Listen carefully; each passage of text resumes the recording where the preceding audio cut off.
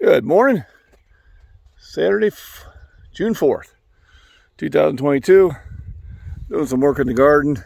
So what I've done is I transferred some big plants. Did my last potato. Here's my green peppers. So on the potato plants, now that they're popping up, I'm adding soil to the grow bag. And the higher I can bring the soil up, the more potatoes it'll produce. And also you want to eliminate any of the gaps you'll get around the edges. As the soil settles and you get wind and rain in that, you'll start getting an air gap there, which is bad for the roots. So I added about 4 or 5 shovels of dirt or more to all my grow bags, including tomatoes, just to kind of cover that portion. And I'll do that continuously as the growth cycle goes. Then of course I'm going to water. Utilize the tire I found on the road. Then we'll see how all that works out. And I'm going to be doing some weeding. So these areas here, I'll clear the big weeds so they're not competing anymore. And you want to get to them when they're small, and I won't pull every weed, but I'll pull the bigger ones. So the next time I come through, it's easier to keep control of them. A lot of times the little weeds are so small that you won't get the root. And so I was just gonna keep growing. And I got a little seat so I don't have to be bending over as much. Obviously the advantage of having a raised bed garden is you don't have to bend over that much at all. I started weeding here.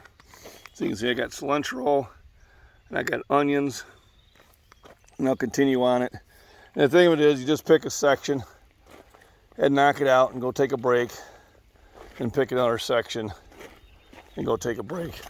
Because weeding can become very monotonous, and I find that way. Oh, there's a cauliflower. This way, how to eat an elephant, one bite at a time. So I can see a lot of these weeds sometimes are hard to get out by the roots. Same thing with the beans. So a lot of times I get these cracks in the soil. What I'll do is I'll throw some of the fine dirt in there to fill that gap before I water it. It's natural for soil to do that. But once again, we're letting air to the roots, which can dry out the roots, and that's not a good thing.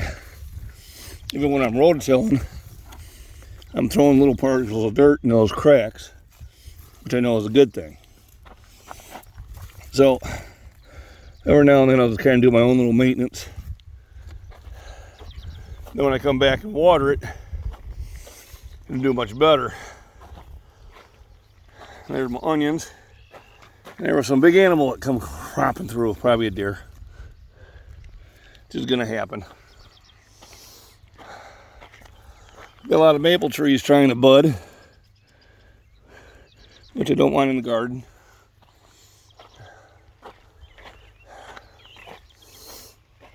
And then of course, I got the sunflowers and corn.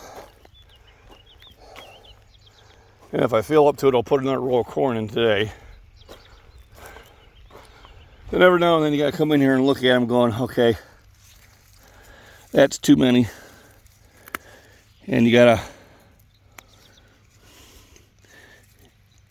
thin them out. I don't mind having 2 stalks or even 3 growing next to each other, because it does help them self-pollinate. But that was just way too many, and they're going to compete with each other, and neither of them are going to do well. So that's the garden as of June 4th, 2022. Let's go take a little gander at the pond.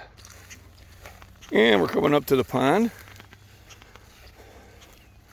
where I got my rock pile started, which I'll move closer to the pond or I do some digging. There's rocks I picked up from the field. And there's the log I threw out there for the turtles. Now I want to see, probably need to go over there where there's shade. And that's going on so far, so weeding and doing some watering, maybe doing some more plantings on the agenda today. Have a wonderful day.